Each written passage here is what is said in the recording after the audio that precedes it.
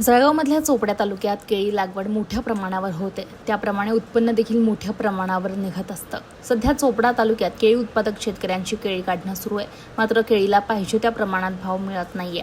तालुक्यात कडाक्याची थंडी पडत असल्यानं केळी पिकावर करपा रोगाचा प्रादुर्भाव देखील झालाय।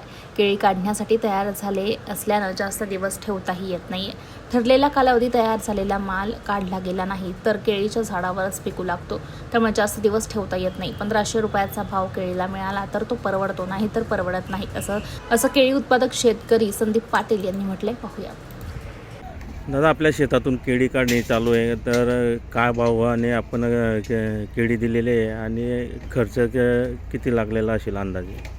ही 1000 रुपये भावाने केळी दिलेली आहे आणि आपल्याला खर्च आहे ही 4000 लागवड आहे। तिला कमीत कमी आपल्याला 4 लाख रुपये खर्च येऊन गेलेला आहे। पूर्ण म्हणजे लागवडीपासून तर आतापर्यंत केळीचं रोपपासून सर्व। आता या थंडीचा प्रमाण बी वाढलेला आहे, हो हो हो त्यामुळे काय परिणाम झाला आहे का बागांवर? करपा येऊन गेलेला आहे केळी पिकावर थंडीमुळे, जास्त थंडीमुळे।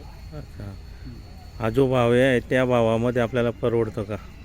या भावामध्ये आता कसं आहे, परवडत तर नाही आहे, पण नाईलाज आहे, आता काय काढावं तर लागेलच। काढावं लागेल, कारण ठेवता येत नाही, येत नाही, सडणारी वस्तू आहे ती। बरोबर, जास्त दिवस राहिलं तर मग तो पिकायला लागून जातो, झाडावरच पिकायला लागेल। हा माल कुठं जातोय काही सांगितलं का त्यांनी? हे आपण इथले आपल्या चोपड्या इथल्या व्यापाऱ्यांना दिलेलं आहे, ते कुठे पाठवते ते आपल्याला काही आयडिया नाही ते। अच्छा, पूर्ण किती क्षेत्र आहे आपलं हे 4000 लागवड केलेली आहे रोपांची। 4000।